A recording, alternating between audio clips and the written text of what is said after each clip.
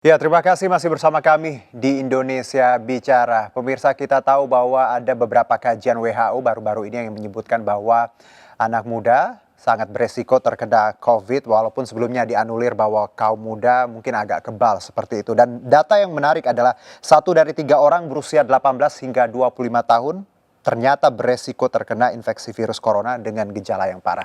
Nah, untuk membahas mengenai ini, saya akan coba menggali insight terkait ini dengan Bang Kamaludin Latif, ini epidemiolog UI. Selamat malam, Bang Kamal. Selamat malam, Bang Juno. Ya, apa kabar Bang Kamal? Sehat?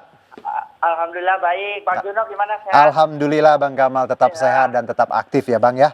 Bang, kita tahu bicara bahwa kaum muda, ini menarik bahwa sebelumnya disebut bahwa anak-anak muda, milenial, resikonya ringan. Tapi baru-baru ini dianulir WHO bahwa kaum muda ini sangat tinggi beresiko terkena corona dan juga menjadi penyumbang sumber tertinggi di beberapa negara. Analisa Anda terkait ini? Ya, terima kasih Bang Juno. Jadi sebelum ke sana sebetulnya ini yang kenapa kita dari awal selalu menekankan pentingnya surveillance, kontak tracing. Baik. Nah, karena kalau kita bisa mengetahui mereka yang terpapar dengan kelompok yang positif, kita akan bisa menelusuri kelompok-kelompok ini dan kemudian bisa menanyakan berbagai informasinya. Baik. Misalnya umur, kemudian jenis kelamin dan seterusnya. Nah, kalau yang kita dapatkan sekarang informasi WHO yang mengatakan bahwa kelompok umur muda awalnya tidak berisiko, kemudian berisiko, sebetulnya itu bukan sesuatu yang tidak bisa diduga. Oleh karena sebetulnya kita tahu bahwa walaupun secara imunitas misalnya kelompok umur yang reproduktif ini relatif kuat, tetapi jangan lupa ada variabel mobilitas di sini. Jadi kelompok ini sangat mobile, betul. Kelompok ini pergerakannya di komunitas sangat mobile. Betul. Kalau kita lihat sekarang itu pergerakannya misalnya mereka merasa bahwa ada banyak hal, berpikir bahwa saya lebih kuat dan seterusnya sehingga mereka melakukan kegiatan seolah-olah tidak ada masalah. Itu yang kita harus lihat. Nah, kemudian hal lain adalah selain cara berpikir tadi tentunya kelompok muda ini juga umumnya kelompok perokok ya. Saya ingin menekankan temuan dari Riskesdas itu yang menunjukkan bahwa 63% kelompok adult men di Indonesia itu merokok. Betul. Gitu. Nah, kelompok yang merokok ini juga memberikan kontribusi di situ ya, bisa kita lihat bahwa kelompok perokok dia akan cenderung membuka masker kemudian merokok, walaupun sebetulnya perlu riset yang lebih detail tentang itu. Saya tidak mengatakan ada hubungannya, tetapi jangan lupa bahwa variabel merokok juga tinggi gitu. Dan soal persepsi abai dengan protokol ya. Di dalam regulasi Kementerian Kesehatan nomor 328 2020 itu kan sebetulnya untuk klaster-klaster kantor kemudian kepatuhan itu sebetulnya sudah diatur di situ. Apa yang harus dilakukan misalnya datang kantor cuci tangan, kemudian menggunakan masker, kalau di luar apa yang harus dilakukan. Nah, protokol ini memang seharusnya dipakai. Dan ini yang sering kita lupakan. Itu Bang menurut Kamal. saya Bang Juno. Oke. Baik Bang Kamal. Jadi pola hidup sehat, merokok 60%, anak muda dan mobilitas ya. Nah, saya akan coba juga menggali ini, insight-nya dari Dr. Zubairi Jurban, ini Ketua Satgas COVID-19 ID. Selamat malam, Dok. Malam. Ya, terima kasih Dok sudah bergabung bersama kami. Kita membahas yang muda yang terpapar nih Dok. Menarik bahwa selama ini anak muda nampaknya di atas angin, bahwa aktivitas seperti biasa. Tapi yang menarik adalah bahwa WHO menyebutkan bahwa anak muda rentan terpapar, dan kalaupun terpapar ini sama parahnya dengan orang-orang yang berusia lanjut seperti itu. Anda melihat data terbaru WHO terkait ini seperti apa, Dok? Iya, jadi saat ini yang usia muda makin banyak terpapar karena berapa hal.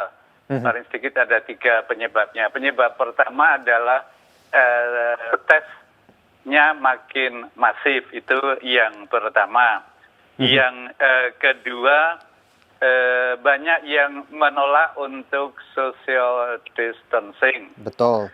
Beberapa juga bahkan aku lihat hari ini ada juga yang tidak pakai masker. Kemudian ada banyak miskonsepsi. Jadi ada cara berpikir yang keliru, seolah-olah kalau muda itu kalau tertular pun nggak masalah. Ya. Ya, itu yang serius. Dan yang berikutnya adalah adanya influencer, adanya pesohor yang mempunyai banyak pengikut, follower. Nah, itu juga ngaco. Harusnya mereka itu dilatih training for trainer untuk influencer ini agar memberi informasi yang benar ke masyarakat.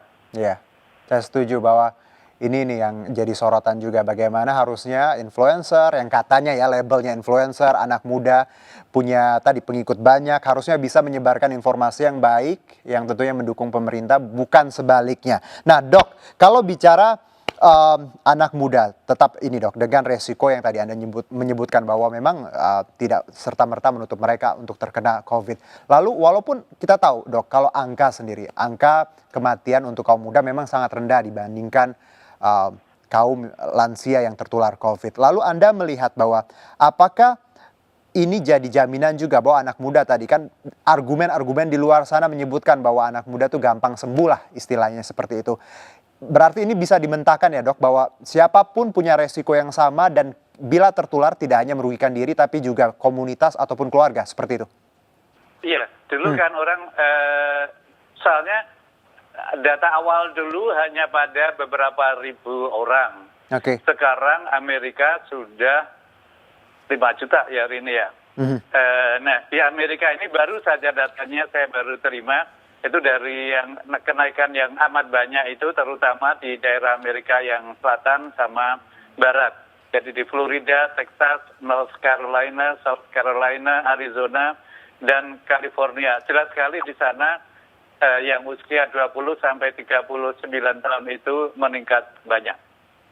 Baik, saya ke Bang Kamal. Bang Kamal, kita tahu ada klaster perkantoran. Yang tentunya yang berkantor ini ada usia-usia produktif ya, yang usia-usia mungkin 25 ke atas seperti itu. Dan juga tempat-tempat olahraga di tanah air mulai buka, public places juga mulai ramai, restoran sudah bisa dine in. Dan ini biasanya bukan mengeneralisasi, tapi yang keluar juga orang-orang muda yang tadi mengabaikan protokol kesehatan, social distancing. Lalu harusnya pemerintah seperti apa ketika ada data seperti ini bahwa anak muda penyumbang tertinggi di beberapa negara dan juga punya resiko sama seperti orang lansia. Harus seperti apa pemerintah untuk ini? Ya, terima kasih Bang Juno. Jadi dari awal saya sendiri selalu mengatakan bahwa kita harus memperbaiki beberapa hal. Di antaranya adalah soal testing, mungkin sudah dilakukan, kontak tracing, penelusuran, ini juga menjadi penting buat kita. Jadi perbaikan data itu sangat penting untuk mempelajari kondisi yang terjadi di komunitas saat ini. Nah, apa yang disampaikan oleh Prof. Zubairi tadi memang betul. Tapi jangan lupa ya, bahwa kita ada di Indonesia yang segmennya mungkin saja bisa ada perubahan pola umur sedikit begitu. Nah, ini yang harus kita lihat dari konteks data kita. Jadi pemerintah harus memperbaiki lewat satuan tugas. Sekarang itu harus memperbaiki terus kondisi data yang kita punya. Dari situ kita berangkat. Karena data yang salah itu bisa membuat interpretasi kita menjadi salah. Karena kita tidak memiliki evidence base yang kuat. Nah, berkait dengan yang tadi, soal bukannya kantor-kantor. Satu hal, ketika kita memilih opsi ini, maka kita juga harus mematuhi bahwa keputusan Menteri Kesehatan, nah ini ada banyak regulasi. Dari zaman pandemi COVID ini kita lihat pemerintah mengeluarkan banyak regulasi. Tapi satu hal, konsistensi kita terhadap regulasi itu yang sangat penting menurut saya. Bagaimana misalnya di kantor, protokol itu betul-betul dipatuhi ya. Jadi tidak seperti sekarang misalnya, itu sangat bergantung kepada kantornya atau leader yang ada di situ. Itu tidak bisa. Jadi itu harus dipatuhi betul. Misalnya jarak pekerja di dalam kantor, kemudian penggunaan masker pada saat bekerja, pada saat ngobrol, pada saat makan, itu harus betul-betul dipatuhi. Berarti dengan kata lain Bang Kamal, pemerintah harus hadir di sini, harus tegas. Betul, jangan tolerir kantor-kantor yang bandel tadi. Betul. Satu hal lagi, Bang Juno, berkait dengan tadi yang disampaikan Jawa Timur ya, dari pemerintah Jawa Timur bahwa kita menggunakan kaum muda. Saya sepakat soal ini bahwa kita bisa menggerakkan misalnya dari kampus, dari mahasiswa, atau kemudian kelompok pekerja ini menjadi corong promosi kesehatan kita. Nah, tetapi menurut saya di sini pentingnya negara bisa mengatur ini sehingga ini dibuat masif, kemudian terorganisir, terstruktur.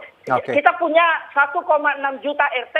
Kita punya sekitar 800.000 kader, itu luar biasa. Selama ini program kesehatan sangat mengandalkan kepada kedua jejaring tadi, RT dan kader, kemudian kelompok pekerja, kelompok muda. Kita punya cara, kita masuk ke kampus, kita masuk ke kelompok Karang Taruna, kita dekati kelompok-kelompok ini, komunitas misalnya, sehingga protokol itu tetap dipatuhi. Itu menurut saya. Jadi kita mesti punya champion, mesti memiliki agent ya. Jadi perubahan itu dimulai dari kelompok-kelompok ini, dan itu pemerintah menjadi leader di situ, harus memimpin di situ, Bang Juno. Baik, Bang Kamal, bahwa kita harus bergerak cepat menggunakan anak muda tadi sebagai tools ya, karena kita punya banyak sekali potensi untuk mereka menyebarkan informasi yang baik tadi. Nah, kalau saya ke Dr. Zubairi, Dok, kita tahu Dok, ada klaster perkantoran didominasi usia-usia produktif. Ini juga menjadi concern kita bersama bagaimana pemerintah harusnya punya tools di sini atau punya kebijakan yang jelas. Karena beberapa kantor di ibu kota, beberapa kota juga tidak terlalu strict dengan health protocol, Dok. Anda punya insight sebagai Satgas COVID-19 dari ID? Lah, itu sebetulnya kan baru saja dikeluarkan Inpres.